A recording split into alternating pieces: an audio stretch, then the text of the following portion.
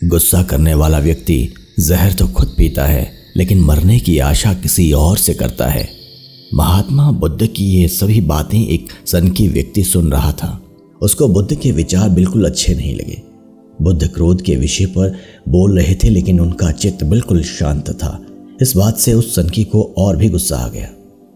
सनकी आदमी उठा और उसने महात्मा बुद्ध के मुंह पर थूक दिया और बुद्ध को अपमानित करते हुए भला बुरा कहने लगा।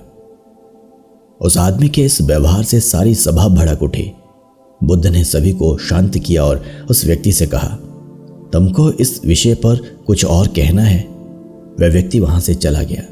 महात्मा बुद्ध ने सभी को समझाया, उस व्यक्ति को बहुत सारी परेशानियां हो सकती है। हो सकता है वह मेरी बातों को अनुसरण नहीं करना चाहता है। उस व्यक्ति को लेकर मैं गुस्सा क्यों करूं?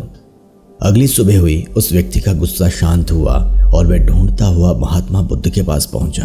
वह सनकी व्यक्ति बुद्ध के चरणों में गिर पड़ा और बोला, महात्मा जी, मैं वही दुष्ट हूं जिसने कल आप पर थूका।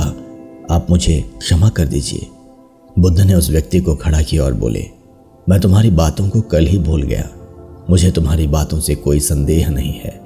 मैं भला तुम्हारी बातों को मेरे जहन में उतार कर खुद का नुकसान क्यों करूं? किसी बात को लेकर बैठने से हमारा जीवन और भविष्य दोनों की गति रुक जाती है। इसलिए इन व्यर्थ की बातों का मेरे यहाँ कोई स्थान नहीं है। इस प्रकार उस सनकी को महात्मा बुद्ध ने ज्ञान का पाठ पढ़ाया। एक बार बुद्ध अपने भिक्षु के साथ भिक्षाटन के लिए किसी गांव की तरफ जा रहे थे। तभी अचानक बुद्ध के पैरों में कांटा लग गया। कांटा इतना तीक्ष्ण था कि चुभते ही रक्त की धार निकलने लगी। बुद्ध के भिक्षु ने रक्त को रोकने के लिए कपड़ा फाड़कर बुद्ध के पैर पर बांध दिया। इस घटना को कुछ लोग देख रहे थे जो कि बुद्ध से ईर्ष्या करते थे। उन्होंने बुद्ध से कहा कि हम तो तुम्हें परम ज्ञानी समझते थे, लेकिन दर्द को तुम भी सहन नहीं कर सकते हो। तुम पाखंडी हो और ये हमने सिद्ध कर दिया है। ये कांटे हमने ही बिछाए हैं। इस गांव में तुम्हारा स्वागत नहीं, तिरस्कार होगा। इस गांव में तुमको कोई भिक्षा नहीं मिलेगी। बुद्ध ने उन लोगों से अनुरोध किया कि कृपया करके मुझे इस गांव में भिक्षा लेने दो। बुद्ध के ईर्ष्यालुओं ने बुद्ध का उपहास बनाते हुए कहा कि अगर तुम्हें भिक्षाटन के लिए इस गांव में आना है तो तुम्हें अपने रक्त की बलिदानी देनी होगी। तुमको इस कांटों के रास्ते से गुजरना होगा।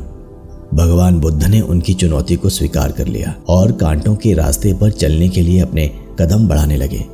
बुद्ध मुस्कुराते हुए कांटों पर चलने लगे। बुद्ध के साहस को देखकर गांव वाले चकित रह गए।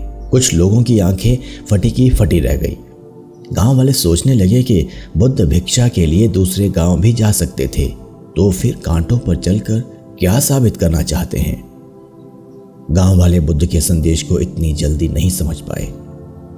यहां पर बात भिक्षा की नहीं बल्कि जीवन को बदलने की थी। गांव वालों की भीड़ में एक सुमित नाम का युवक था जो बुद्ध पर हो रहे अत्याचार को देखकर द्रवित हो गया। सुमित दौड़ कर गया और बुद्ध के पैरों के सामने से कांटों को हटाने लगा। बुद्ध के ईर्ष्यालु सुमित को रोकने लगे और गांव से दाना पानी न देने की धमकी देने लगे। सुमित ने किसी की न सुनी और कांटों को हटाते हुए बोला, हे भगवान, आप इन मुट्ठी भर लोगों के लिए अपने आप को कष्ट मत दीजिए। आप गांव में प्रवेश कीजिए। बहुत सारे लोग आपको भिक्षा देने के लिए आतुर हैं। बुद्ध ने सुमित को अपने पास बुलाया और आशीर्वाद देने लगे। सुमित पीछे हट गया। हे भगवान, आप मुझे छूकर अपने आप को अपवित्र और दूषित ना करें। महात्मा बुद्ध ने कहा, तुम अपने आप को दूषित क्यों कहते हो? स्पर्श से कभी कोई भी दूषित नहीं होता। मनुष्य तो लोभ, लालच, घृणा, ईर्ष्या से दूषित होता है। तुम्हारे अंदर तो प्रेम भरा है। तुम दूसरों का सुख चाहते हो। तुम तो पवित्र हो। बुद्ध के बोल सुनकर कुछ लोग बोले, तुम तो अपने आप को बड़े ज्ञानी कहते हो। तुमको जाति का कोई ज्ञान ही नहीं है। तुम पाखंडी हो। बुद्ध बड़े ही शांत स्वभाव से कहते हैं, मानव से मानव की मानवता छीनना पाखंडी की निशानी है। मुझे पाखंडी बोलकर यदि आपको संतोष मिलता है तो मेरे लिए दुख का कोई विषय नहीं है। कुछ लोग बुद्ध पर बरस पड़े, परंतु ये तो धर्मशास्त्र है, फिर ये पाखंड कैसे हुआ? बुद्ध कहते हैं, हमारी उत्पत्ति इस सृष्टि में हुई है। नदियों का पानी सभी की समान रूप से प्यास बुझाता है। खुले जंगलों की हवा भी भेदभाव नहीं करती है। खुला आसमान हमारे पिता के समान हमारी परवरिश करता है।